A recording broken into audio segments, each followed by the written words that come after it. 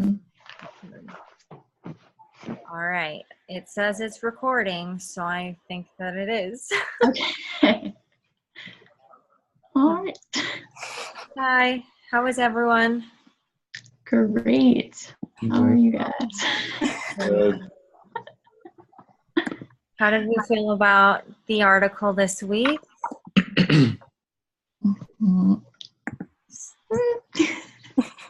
We felt. I mean, I enjoyed it. I thought it was interesting.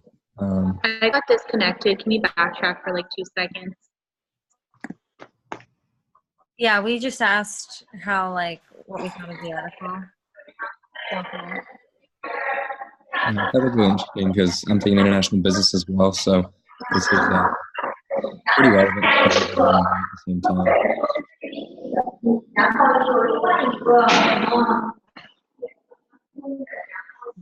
I really liked that they used a lot of House's information because I learned about him in my previous leadership course. So I thought it was really interesting to read an article that supports everything I learned in a class already with interpersonal leadership skills and like emotional intelligence and stuff like that. Mm-hmm. I really like the examples that they were giving, like the one about like Spain and how like the different cultures, like even if it's in Spain, like Barcelona and Madrid, they use different, they're still different even though they're in the same country kind of thing. Mm-hmm. I feel that. I like that too because like I'm half Mexican and like a lot, and so like I'm familiar with like Andalusia, Catalan, and like all of that stuff. And I never thought about it on like a business perspective, and it was really interesting to see it from that because it's like wow, like there's so many things like even within like areas that aren't that far apart from each other that you have to be aware of.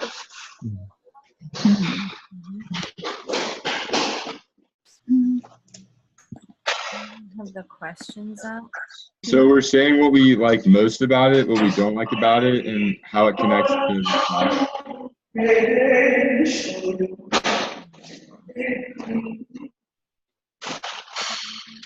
Can you guys hear me, by the way? Yeah. Yes. There's some like noise in the background, but I'm not exactly sure whose call it's coming from. Yeah. So, I mean, I think it definitely touches on social awareness because it's essentially speaking about how the world is becoming a global economy. So essentially, if you're not socially aware of other cultures and how other people perceive things and their perceptions, then you're not necessarily going to have the skills to it won't benefit you as much in like the truly global economy. Mm-hmm. Oh, go ahead. No, I was just gonna say that like it kind of like comes full circle because to have like social awareness as like with it always has to be aware of your own like personal like awareness to then be able to see the emotional awareness and be able to like have cultural intelligence to see how they perceive you and how you're supposed to conduct business and things like that. So I'm thinking maybe we should mute when we're not talking because I think it's really hard to hear from my phone, and I'm the one recording it, so I don't want like that to mess up our grade. Okay.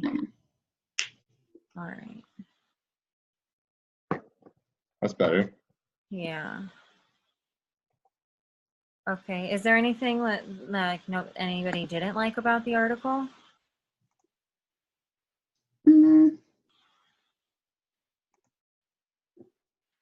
I feel like sometimes like the way they threw into the statistics, like the emotional intelligence is related to like 47 to 53% of like the social awareness and like all that stuff. Like I thought the information was valuable, but the way they put it in was kind of distracting from the overall message. Mm-hmm. Well, I like they have like pretty good examples in here. I see like there's an example on like Southwest, and I took international business last year, and like there's like a lot of things I learned where it's like a handshake in one country would be like an insult in another country when you do like business with people. So it's pretty this article is pretty applicable to real life stuff. Mhm. Yeah, and one part that I liked, kind of how they described that an effort to educate their managers, kind of sending them to go back to get their MBA degrees. I actually thought that was a great idea because that's something I've thought about for a while, just like myself, like going back for an MBA and hoping that a company would help lead me there. Because I know that just personally, like that's a great way to accelerate your development, both kind of professionally and like personally. Mhm. And then back to things that like, I don't know, I kind of just liked, they like tried to give a lot of suggestions on how to improve like emotional and cultural intelligence within like a business, but they were just super vague. And I feel like they could have gone into more depth with examples, but like, I guess it was okay. Like a short article. Mhm.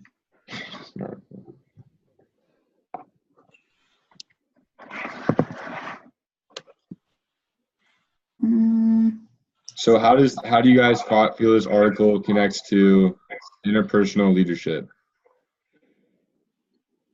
I feel like if you're not particularly socially aware, you could be struggling to communicate with somebody or struggling to make the correct decision or potentially offend somebody, be it in your business or somebody that your business is trying to get involved with, like a donor or somebody that they're trying to help or anything like that, or sell product to.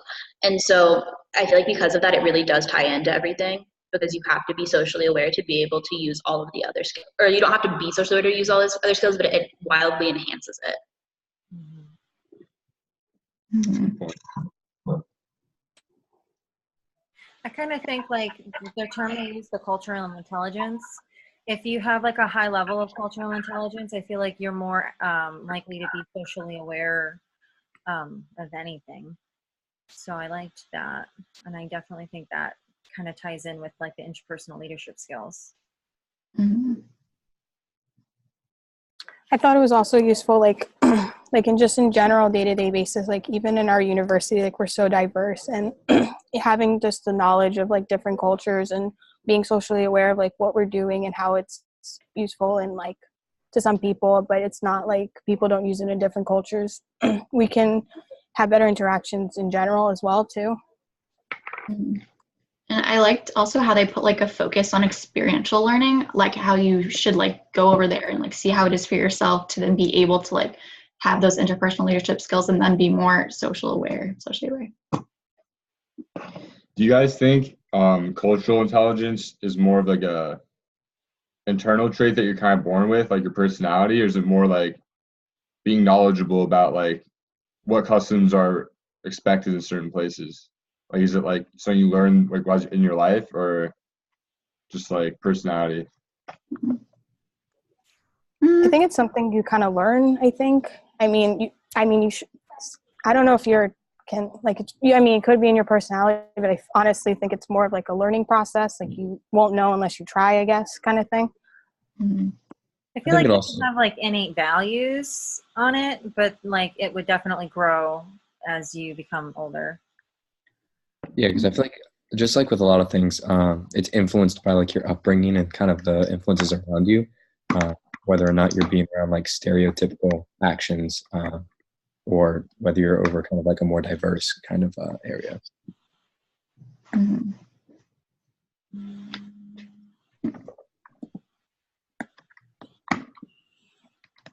Mhm. Anybody have anything else they'd like to say about the article? I wonder how long it's been.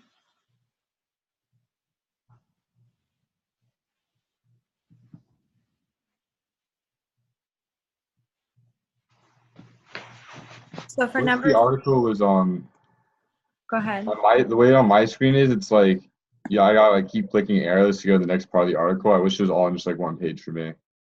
That kind of bothers me. That's it. Everything else was fine about it.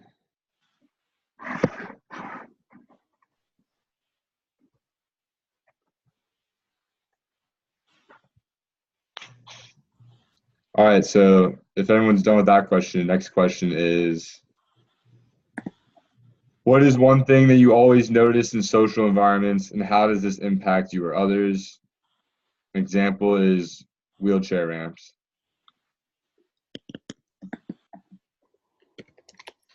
So when I think of like when I notice things in public, I notice like if the places have just a regular trash can or if they have like a trash can with recycling.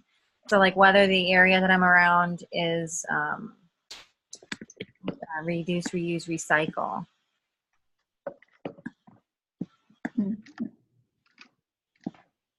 And how does this impact you or others? I mean, it really just, it impacts everyone. It impacts the entire world if people are recycling or if they're just expanding the amount of garbage that they use. Mhm.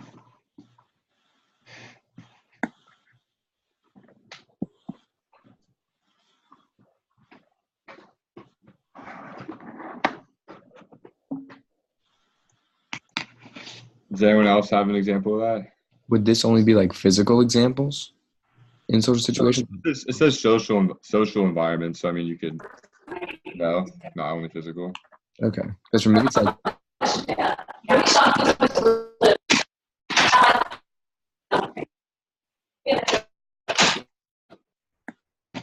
for me it's like the level of interaction among people in the environment, kind of how they're interacting, smiling, or just kind of like fifth floor Marston, just completely silent.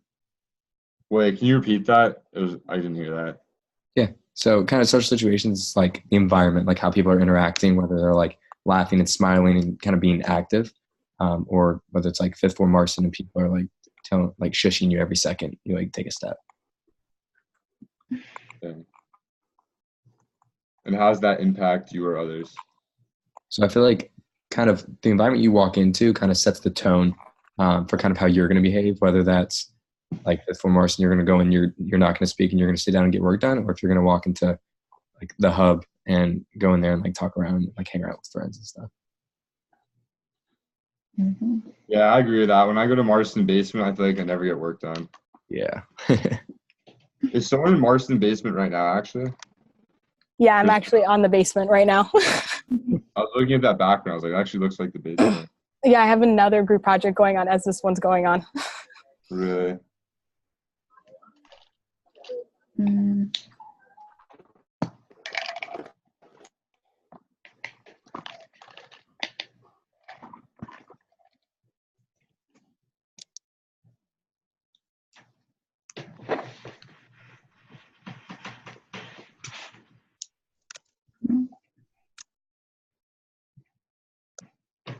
One thing I notice, or not really all the time, but sometimes is like I feel like some public places I go, they only have gender neutral bathrooms, or it's like that's the only option, and other places like only have like the normal one, and it really just like depends on how new the building is. I feel like that's really the big thing.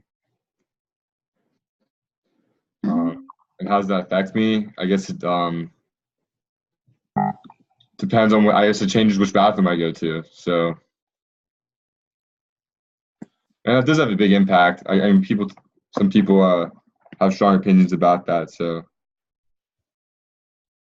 What I notice a lot at the university is that some of the bathrooms are located on like the craziest like stories. Like in the McCarty building, you can't go to the bathroom as a female on the first floor. You have to walk up to the second floor and then go to the bathroom. I think that's crazy.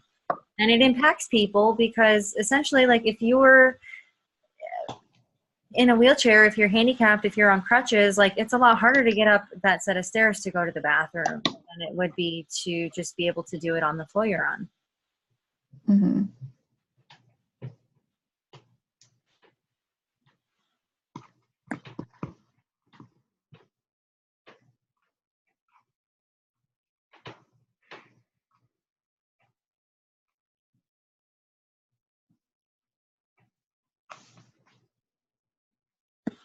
So are there any last like comments that we want to make, or?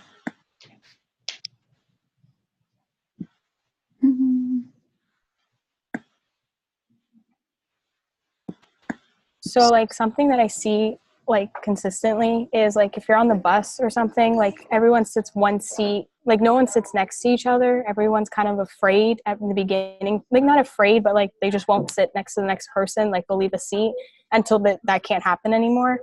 And I feel like that like impacts us because it's like, well, like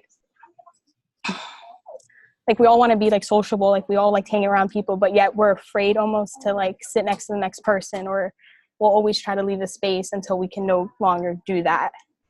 So I thought that was like, I don't know. I actually like that one because I noticed that too, and I definitely do that too. Is the funny thing, but it's like for me, I always go for like the seat with no one around it, so I can like spread out and like not feel like if there's like 3 people on the bus, I'm not gonna like sit next to one of them, you know? Yeah, no, like that makes sense. It's just, it's funny because like I do the same thing, but then I'm like, okay, so then why don't we, like, why won't I just sit next to the person if, like, what's the big deal? Or then we kind of feel awkward if there is that open space and we do sit next to that one person. I don't know. I think it's interesting too on the buses, the different types of people. Like there are obviously lots of college students, but then you have like just random people living their lives, and like the families with the children. It's an interesting collaboration of people. Yeah, that is very interesting.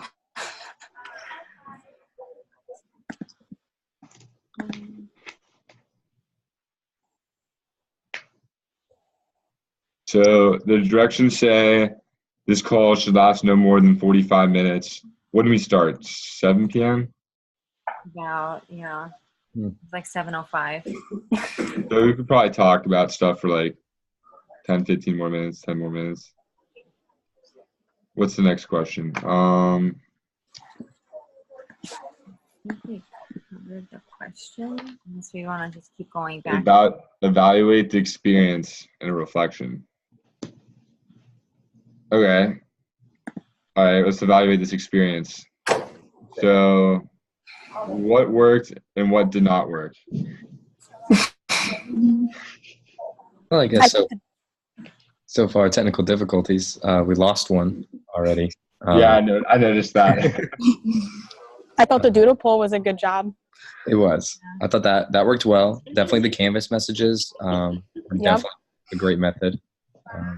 I couldn't figure out how to find out who was in my discussion group. I looked all over Canvas, and eventually I was just like, they'll contact me eventually. You just go to the groups and we're C1. I did though.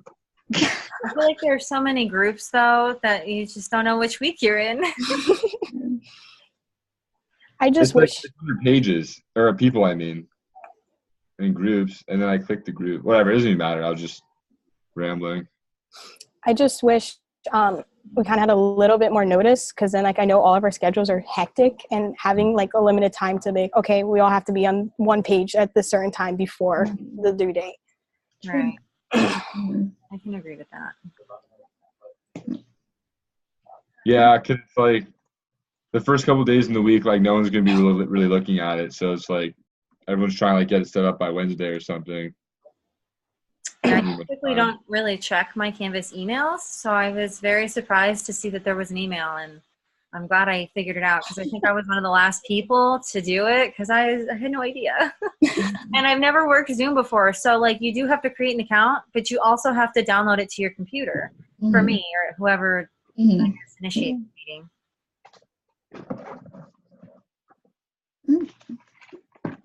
Did anyone not participate, and why?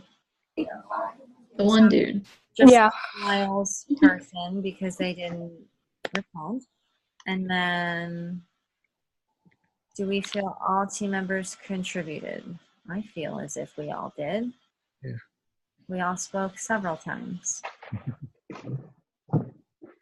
Yeah, that one guy's here in spirit, so. Doesn't get a spirit grade.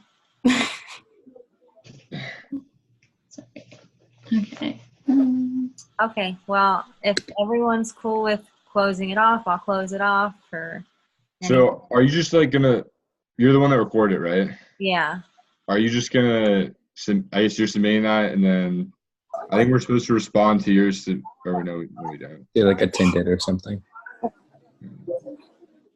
I think when you go to hit the submit assignment, you text entry like attended. Mhm. And I'll even put on there too, like who attended. Yeah, because you posted to the discussion thread, right? Yes.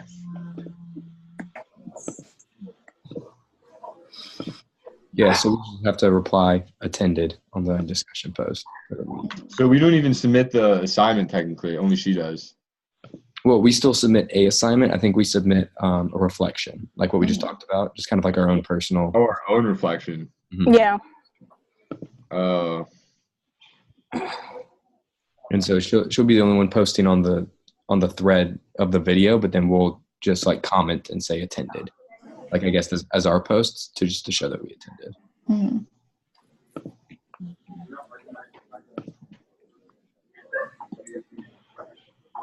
All right. Everyone good? Yeah, I'm good. Yep. Mhm. All right. Nice to meet you all. Have a good Nice to meet you semester. guys. You too. Bye. Bye. Yeah. If you want to keep this meeting open,